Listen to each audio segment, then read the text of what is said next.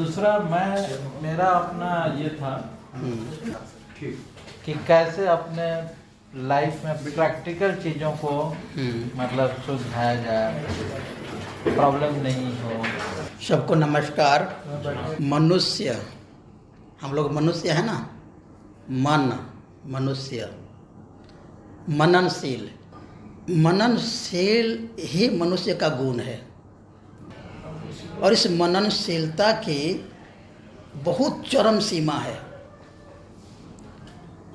और यदि ये मननशीलता खो जाएगी, खत्म हो जाएगी मनुष्य में, तो आदमी पशु समान हो जाएगा, मनुष्य नहीं रह जाएगा।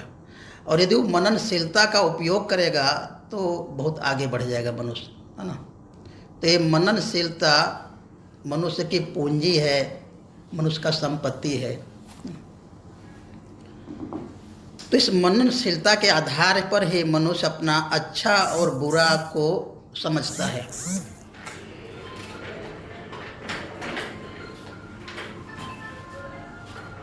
तो सबसे बड़ी चीज़ है कि हम अपना बेहतर किस प्रकार से करेंगे, अपने मन का प्रयोग करके हम अपने लिए किस प्रकार अच्छा करेंगे। क्योंकि कुछ भी करना होगा अच्छा तो हम मन का ही प्रयोग करेंगे ना, मन ही करेगा ना।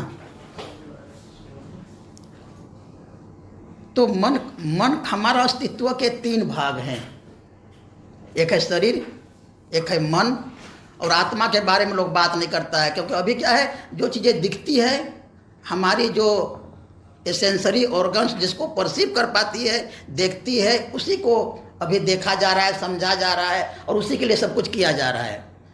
मन तो दिखता नहीं है, लेकिन मन को कोई अस्वीकार नहीं कर सकता कि मन नहीं है।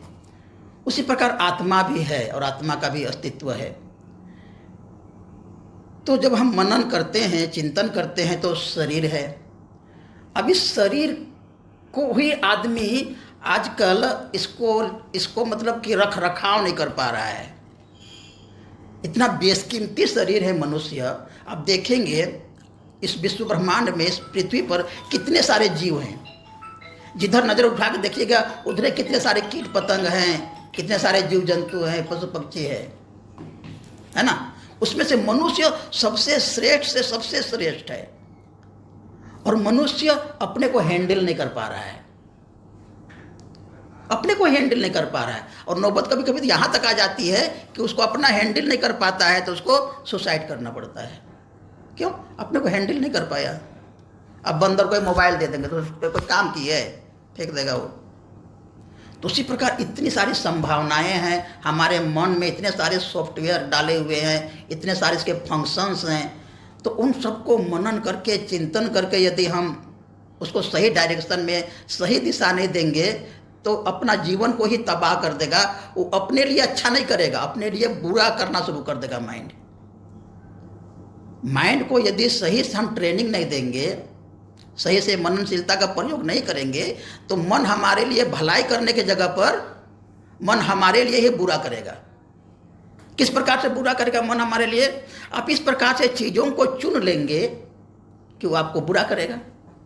जैसे आपने शराब पीना शुरू कर दिया, कहीं तो कहीं डिसीजन लिए होंगे ना, भाई शराब पीना है, दोस्त से यार से मिल करके, तो मन आपको नुकसान करने लग गया। आप ही का बुद्धि है, वो आपको डिजेनरेट कर रहा है, आपको नुकसान की तरफ ले जा रहा है मन, है ना। और उसी प्रकार का मन है। तो मन क्या कहीं आप बहुत बढ़िया जगह पर हैं, बहुत पैसा भी मिल रहा है, बहुत नाम मिल रहा है, बहुत शोहरत मिल रहा है, सब कुछ है, लेकिन कहीं पर अपने इमोशंस को आप टैकल नहीं कर पा रहे हैं, हैंडल नहीं कर पा रहे हैं। और कहीं घूसखोरी वगैरह में पकड़ा जाता है तो कितना उसकी बदनामी होती है। कितना हम लोग देखते हैं बड़े बड़े IAS अफसर वगैरह का भी कभी इस प्रकार से होता है, और लोगों को कितना मीडिया वगैरह में नाम आती है। तो ये क्या कौन करता है? माइंड सही से मनन नहीं कर पाता है और अपने लिए अच्छा बुरा सोच नहीं पाता है। तो सबसे पहली चीज़ है, माइंड अपने शरीर को ठीक रखने के लिए उस प्रकार की चीज़ों को चुने कि हमारा शरीर सही रहे। क्योंकि ये आधार सही नहीं रहेगा तो कुछ भी सही नहीं रहेगा, है ना। तो इसलिए आधार को सही रखने के लिए 3-4 चीज़ें हैं। एक तो है फूड, ये फूड बहुत जरूरी है। इसको कहा गया है अन्नमय कोश। इस शरीर को कहा गया है अन्नमय कोश, अन्न से ही बनता है। तो फूड का इस प्रकार से सिलेक्शन होना चाहिए जिससे कि बहुत रोगों की कम संभावना हो, है ना, और दूसरों का नुकसान भी नहीं हो। इस प्रकार के भोजन का सिलेक्शन हमको करना चाहिए। तो सबसे बढ़िया भोजन हम लोगों के जो सात्विक परंपरा में, सनातन परंपरा में, हिंदू परंपरा में सात्विक भोजन को कहा गया है सबसे बेस्ट फूड, सबसे बेस्ट फूड। और हम लोग के शरीर की बनावट, हमारा इंटेस्टाइन की बनावट, सब कुछ को लेकर के जो सात्विक भोजन है, सेंटिएंट भोजन है, उस शरीर के लिए सबसे बेस्ट है, सबसे अच्छा है। तो वो मनुष्य को अपना भोजन के रूप में, वो भोजन के रूप में चुनना चाहिए। इसलिए देखेंगे जितने भी जो स्पिरिचुअल ऑर्गेनाइजेशन हैं सब सेंटिएंट भोजन के बारे में बताते हैं, और ये सनातन धर्म की चीज़ें हैं। सेंटिएंट भोजन सनातन धर्म की चीज़ें हैं, है ना। लेकिन आदमी इससे आजकल दूर होते जा रहा है। अब गुजरात वगैरह में जाकर देखेंगे एकदम पूरा सेंटिएंट है वो लोग। कहीं आपको रोड में नहीं मिलेगा बकरा कटते हुए, मुर्गी कटते हुए, मछली कटते हुए, कहीं नहीं मिलेगा। मैं गुजरात में हो रहा हूँ ना, 10 साल गुजरात में काम किया हूँ, कहीं नहीं मिलेगा। राजस्थान में भी नहीं मिलेगा। तो मनुष्य को इसमें अपना लाइन में आना चाहिए कि हमारा ये भोजन है, और ये आपके लिए, आपके शरीर के लिए, आपके जीने के लिए, आपके जीने के लिए किसी का कुर्बानी नहीं करना पड़े। आपको जीने के लिए किसी को मतलब कि अपना जान नहीं गंवाना पड़े। इस कीमत पर हमको जिंदा रहने का कोई अधिकार नहीं है कि हमारे पूरा जीवन में हजारों हजार जीवों की हत्या हो जाए केवल मेरे जीने के लिए। उस समय चलो चलता था कि हम जंगलों में रहते थे, कोई हमारे पास ऑप्शन नहीं था, मनुष्य को शिकारी करता था, चलो ठीक है चलो। लेकिन अभी के समय में हमारे पास इतने सारी चीज़ अवेलेबल है, फ्रूट्स है, वेजिटेबल्स है, ग्रेन्स है, सब कुछ है ना।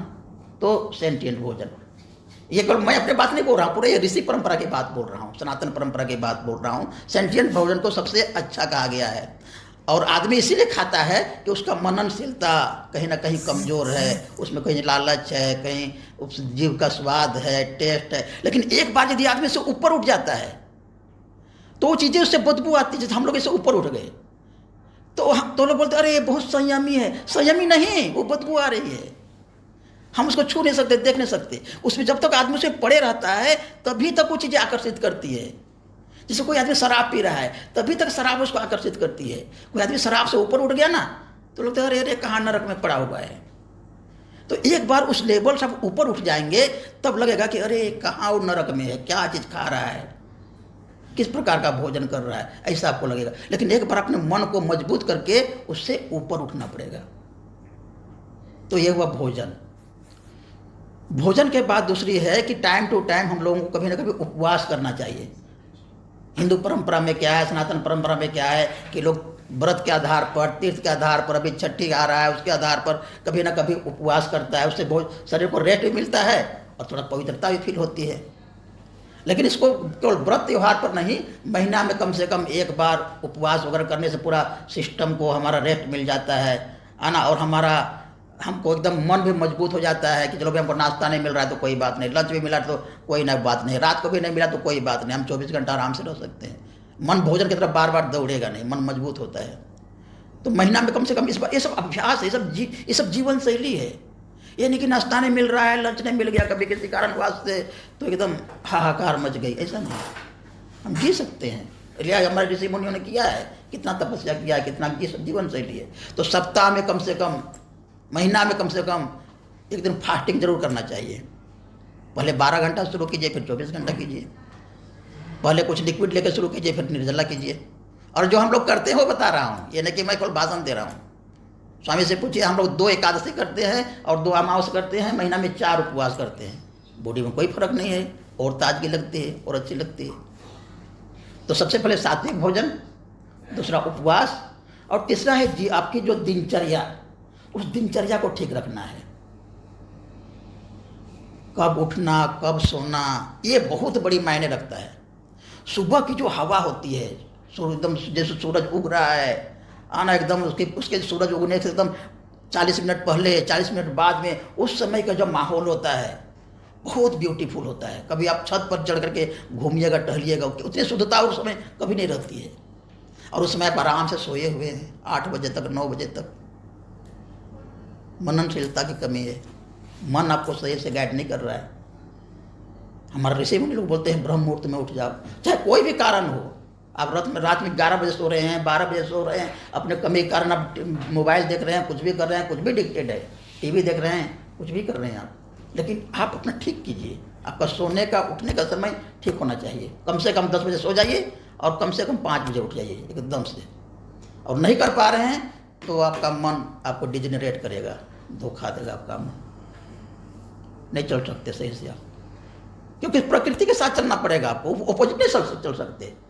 सूरज डूब गया तो आपका जो मेटाबॉलिज्म अलग तरीके से काम करता है, सूरज आकाश में है तो आपका मेटाबॉलिज्म अलग तरीके से काम करता है। आप इसके विपरीत में नहीं जा सकते। हम लोगों को इतनी शक्ति नहीं है कि इसके हम विपरीत में जाके खड़े हो जाएंगे, वो धोखा दे देगा। तो सभी ऐसे करते हैं, सारे जीव जंतु ऐसे करते हैं। बोले मनुष्य को थोड़ा सा ज़्यादा बुद्धि दे दिया परमात्मा ने तो मनुष्य अपना दिमाग लगाता है। तो ये सात्विक भोजन, उपवास और जीवन शैली और कुछ एक्सरसाइज कीजिए मस्ट। चलो थोड़े खेत खलिहान में काम करता है तो अलग बात है, उसके में एक्सरसाइज हो जाता है, लेकिन ऑफिस में बैठे बैठे कुछ भी एक्सरसाइज नहीं हो रहा है। कैसे आपका सारा यंत्र काम करेगा, कैसे ओवरबाइलिंग होगा? तो सुबह सुबह उठ करके आप मॉर्निंग वॉक ही कीजिए, या हल्का कुछ आसन वगैरह कीजिए, योगासन कीजिए, कुछ स्ट्रेचिंग कीजिए, कुछ सूर्य नमस्कार कीजिए। इस प्रकार कुछ ना कुछ आपको एक्सरसाइज करना पड़ेगा। सुबह एक टाइम, कम से कम आधा घंटा पौन घंटा आपको टाइम देना पड़ेगा अपने शरीर के लिए। तब ये सब चीज़ें शरीर धर्म में आती है, शरीर धर्म। और यही धर्म है, यही धर्म है। धर्म का मतलब होता है आपके तीनों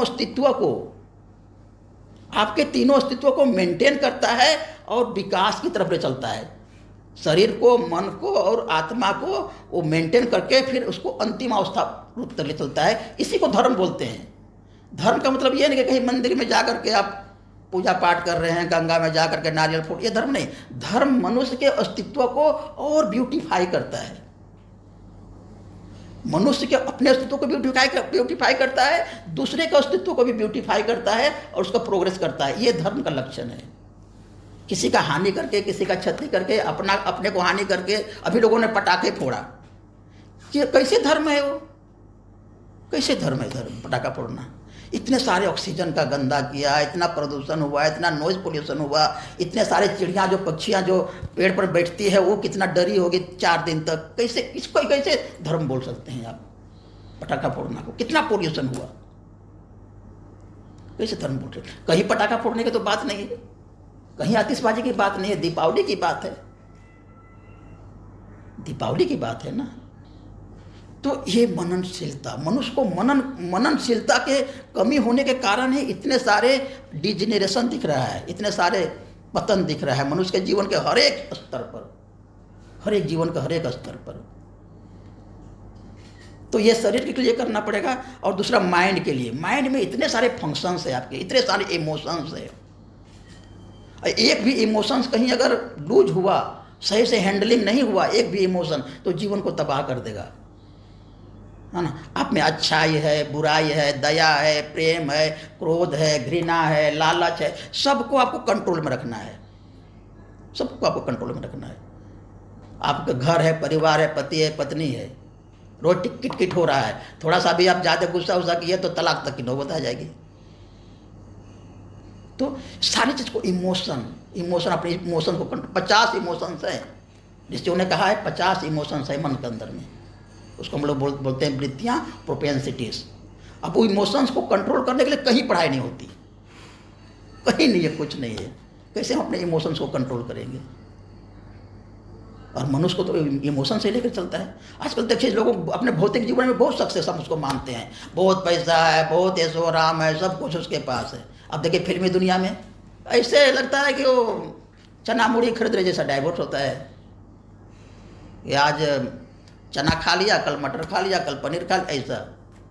अरे जीवन है, जीवन की अपनी सुंदरता है, मिठास है, बाल है, बच्चा है, अब पारिवारिक संस्था है। तो इमोशन, और ये इमोशन कैसे कंट्रोल होगा? इमोशन कंट्रोल होगा मेडिटेशन से, मेडिटेशन से, है ना। तो इसलिए ये शरीर, मन और आत्मा तीनों को लेकर के चलना ही पड़ेगा जीवन में। तब क्या होगा, आपका जो पूरा पर्सनैलिटी है वो खिलेगा। जैसे कि मान लो कोई गुलाब का फूल है, गेंदा का फूल है, तो पौधा है तो थोड़ा सुंदर दिखता है, चलो भाई हरियाली है, कली आ गया थोड़ा और सुंदर दिखती है, पूरा खिल गया तो और सुंदर दिखती है, भौरा बैठता है, सुगंध निकल रही है, आकर्षण कर रहा है। तो मनुष्य की पर्सनैलिटी जब खिलेगी, शारीरिक रूप से स्वस्थ होगा, मानसिक रूप से स्वस्थ होगा, आत्मिक रूप से स्वस्थ होगा, सारे को सब कुछ को प्रेम करेगा, सबको करुणा के दृष्टिकोण से देखेगा, सबको सहयोगिता के दृष्टिकोण से देखेगा, तब जीवन में लगेगा अरे क्या जीवन है, तब मजा आएगा। बाकी जीवन का दृष्टिकोण ही गलत है। अभी आप सोचते हैं, हम लोग सोचते हैं कि इसको खाने से हम जिंदा रहते हैं, सोच रहे हैं ना कि ये हमारा भोजन है, इसको खाने से जिंदा रहते हैं। भोजन सब दिन में 3 बार खाते हैं तो हम जिंदा रहते हैं, हम ऐसा सोच रहे हैं? नहीं, भोजन से ज़्यादा जितना सूक्ष्म लेवल पर होते जाती है चीज़ें, उतनी उसकी महत्ता बढ़ते जाती है, उतना हमारे लिए ज़्यादा जरूरी होते जाता है। ये भोजन से ज़्यादा जरूरी है पानी, इसलिए इसको हम 3 बार खाते हैं तो पानी को हम 10 बार पीते हैं, लिक्विड है ज़्यादा। और पानी से ज़्यादा जरूरी है आपकी ऑक्सीजन, और ऑक्सीजन कितना बार लेते हैं हम? हर एक सांस ले रहे हैं। और परमात्मा ने इतना कृपा किया है कि ऑक्सीजन चारों तरफ हमको दे दिया है, कहीं उसको लीलम कुछ नहीं करे। और ये भी कर दिया है कि भैया भूल जाएगा सांस लेना, उसको ऑटो सिस्टम में डाल दिया। अब सांस नहीं ले रहे हैं, सांस तो चल रही है, सोए हुए फिर भी सांस चल रही है। ये परमात्मा की कृपा है। और इसको आप पटाखा फोड़ के गंदा कर रहे हो, प्रदूषण कर रहे हो, हल्ला कर रहे हो। तो ये हवा भी हमारा भोजन है, ये हवा भी हमारा भोजन है। और हवा सबसे बड़ा भोजन है, हमको हर एक क्षण में इसको चाहिए। और ये प्राण शक्ति है। हम ऑक्सीजन जो लेते हैं तो इसके साथ प्राण शक्ति आती है, और वही प्राण शक्ति क्या करती है, हमारी सारी चीज़ों को फंक्शन में करती है। ब्लड का सर्कुलेशन होता है, सारी चीज़, हमारे सेल्स काम करते हैं, सारे ग्लैंड्स काम करते हैं, ग्लैंड से हार्मोन सिक्रेशन होता है, सब सिस्टम काम करता है प्राण शक्ति से, उसे ऑक्सीजन से। और ऑक्सीजन सब तरफ है, चांद में ऑक्सीजन नहीं है, मंगल ग्रह पर ऑक्सीजन नहीं है, यहाँ पर ऑक्सीजन है। ऑक्सीजन कितनी आवश्यकता है हवा की? अब यह हवा से ज़्यादा आवश्यकता है आकाश। आकाश मतलब क्या? ईथर। ईथर मतलब क्या? ये जो वैक्यूम दिख रहे हैं, वैक्यूम, आकाश। ये आकाश भी हमारे लिए जरूरी है, हवा भी जरूरी है और आकाश तो इतनी जरूरी है कि हमारे सेल से घुस जाती है, उसको सांस लेना नहीं पड़ता है, हमारे त्वचा की क्षेत्र होता है उसमें से घुस जाती है डायरेक्ट। इतनी उसके ईथर की जरूरत है। और उससे ऊपर है परमात्मा की करुणा।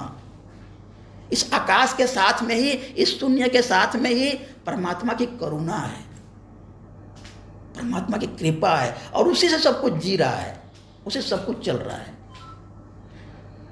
तो मनुष्य का जब इस लेवल पर मननशीलता डेवलप होती है तब उसमें करुणा जगती है, करुणा।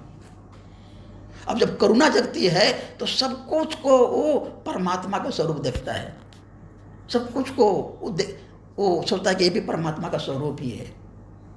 और इसलिए महावीर बुद्ध देखते वर्धमान महावीर है ना, उसको इतनी करुणा जग जाती है कि वो जीवों पर दया, करुणा, सब कुछ उसी का स्वरूप। इस प्रकार का उसका दृष्टिकोण में चेंज हो जाता है। जब मन का मननशीलता जब हाई लेवल पर चली जाती है तो सब कुछ में उसमें उसको परमात्मा दिखता है ना। तो फिर मंदिर में बैठा है वहीं पर परमात्मा दिखेगा, वहीं पर भगवान दिखेगा। और जिसका मन हाई हो जाता है उसको इस आकाश के साथ ही परमात्मा दिखती है, इसको हवा के साथ भी दिखती है।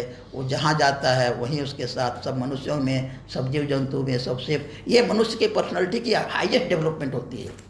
और इससे आनंद मिलती है, इससे सुख मिलती है।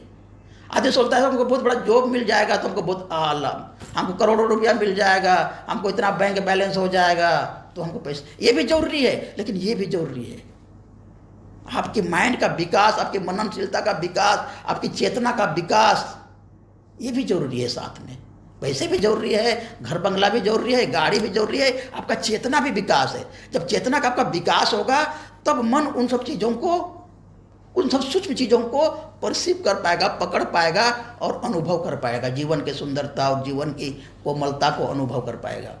नहीं तो मन बहुत हल्का हल्का एकदम क्रूड लेवल पर जी करके ख़त्म हो जाएगा, हम लोग ख़त्म हो जाएंगे। और इसके लिए मेडिटेशन चाहिए। गौतम बुद्ध ने किया, महावीर ने किया, सब ने किया, स्वामी विवेकानंद ने किया।